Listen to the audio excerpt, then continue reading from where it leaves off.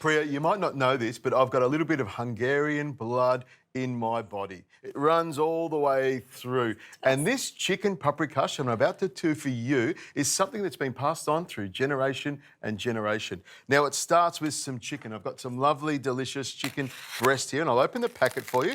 You can see it's got the skin off, there's no bone on it, and it is beautiful chicken breast. I'm using chicken breast because I want it to cook quickly and to be really nice and tender as well. Now, while I'm doing this, I've got some little mini capsicums.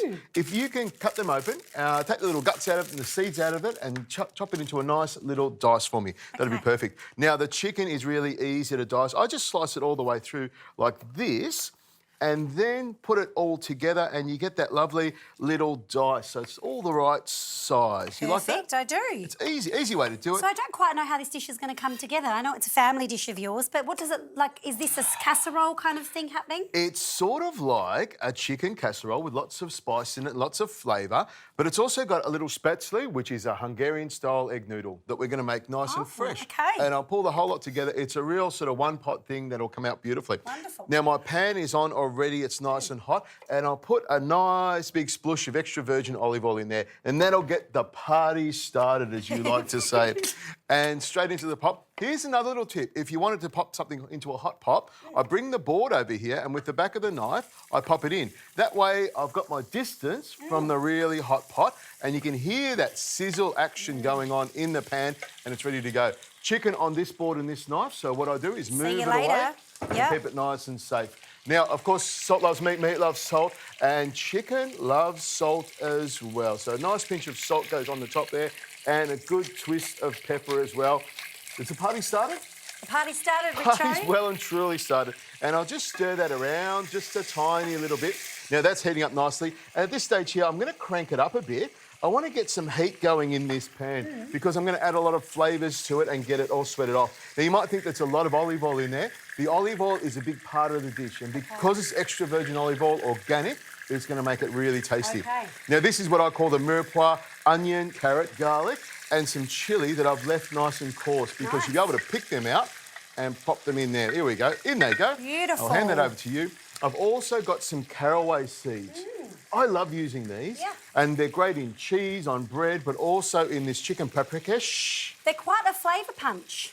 They are. They are, Don't use too many of them, and I use them whole because once they've cooked down a little bit, they soften up in this dish. I've also got some smoked paprika, so in that goes as well. Beautiful. We're both using the paprika today, my friend. It's all about the paprika, isn't it? It is. I'm loving this. Now, stir it around. You can see the paprika's given it a lovely red colour.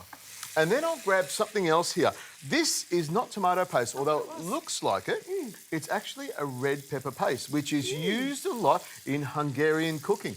Have a little smell of that. Okay. So it's just like tomato paste, but it's made from red pepper, so you get that real sort of capsicum flavour. So what I do is I pop it in there and break it up with a spoon so that it actually starts to fry. So where do you buy that from, Richo? You can buy this in most supermarkets nowadays. So go to your tomato paste section and you'll find it tucked away there. If you don't, you could probably order it online or just call up your local... Call up Uncle Richo. Call up Uncle Richo and I'll tell you where to get it. If I ever need it. So the peppers, throw them straight in there. Beautiful. And another part of the flavour is dill. So I just grab the dill like this and rip it off and throw it in. It's a very soft herb, so I know after about 20 minutes of cooking, the dill stems will soften up beautifully. So stir that around. Now, I've got a little knob of butter to make it even more delicious. That helps to round off the flavour. I love using butter. And some stock and some tomato passata. If you bring that over, just a little bit of stock in there, that's about the perfect amount. The stock I like to put in there because it sort of softens it up and gives it more flavour. I've also got some tomato passata. In it goes. And what we want to do is just cover the chicken and the vegetables. That's about right. Okay. Okay, so we've got the right amount in there, I think. So very tomatoey and rich and, oh, nice. There we go. Now, Preeya, we'll let this simmer away and cook for a couple of minutes and we'll get on with making those egg noodles. Okay, the paprikash is over there looking great, just simmering away very, very gently. I know it's going to be cooked very soon. Perfect timing to make the egg noodles. Flour in here, plain flour. Grab that egg, please, Preeya, and crack it into the middle. Perfect. There I we need go. full instructions. There you go. Because That's it's it. a family recipe, I'm nervous. Exactly. Well, you're not going to muck it up, and I won't let you muck it up. I'll put a pinch of salt in there and some sour cream. Put a big dollop of sour cream in there. Oh, looking good already. Interesting noodle. Now grab that whisk there and start whisking around. Now what we're looking for is a really thick pancake batter. So I'll pour some of this in here. And it's one of those things, if you've got too much flour in there, you can add a little bit more milk. Or if you've got too much milk in there, you can always add a little bit more flour. But I reckon we're going to get it bang on the nose. Bang. Now, the thing I want you to look at when you make this is the consistency. If I pick it up like this, see how it just comes off nice and thickly? Yes. That tells me that we're bang on with the right amount of flour, milk, and everything else that's in there. Perfect. I'll hand that over to Wonderful. you. Now, we're ready to go. And you're probably thinking, Richo, how are we going to put this together? That's a great question, Preeya. Let me show you how we do this. I think this thing will have something to do with it. If you grab that spatula there, we're going to do this Yes. together. So Okay. grab the spatula. Yes. There we go. And I'll pour the mixture into my little spider I here. thought this might be the trick. Oh, wow. Look at that. See how it comes through? Okay. Now, if you grab it and push it through. Now, you can do this in many different ways. If you want it really thick, you can do it on a chopping board, or you can do it straight through this little canoodle ladle or whatever you want to call it. That's it. Push it through. So if I give that to you, yes. and then I'll push the last Okay. couple through like that, so it comes through nice and gently. Looking great, Beautiful. isn't it?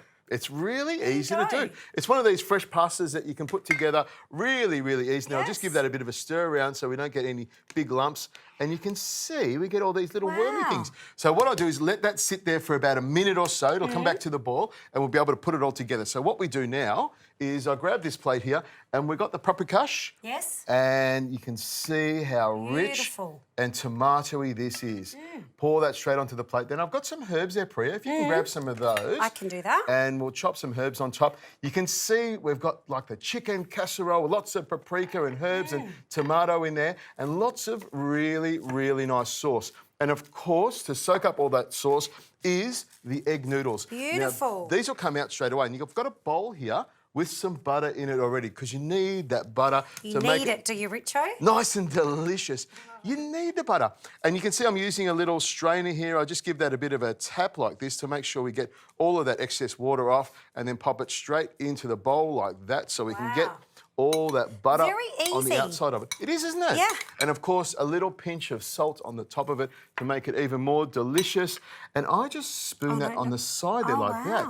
And where are these going? Put it all over the top. They want you to All go over the nuts. top. Who Beautiful. would have thought Hungarian food would be this much fun and this delicious? What do you think? Well, it looks glorious. Let's have a taste. Grab the fork. Come on. Now, I'm going to go straight in and try some of this spätzle just Me to have a too. little bit of a taste of the little wiggly worm. They taste great, don't they? Nice texture, really simple. And wow, the sour cream is quite an interesting addition. It is. It really is quite an interesting flavour, but this looks glorious. That is something that I would give a crack at home. It's almost like the pasta and the sauce and everything goes together really easily and really, really tasty as well. Agree.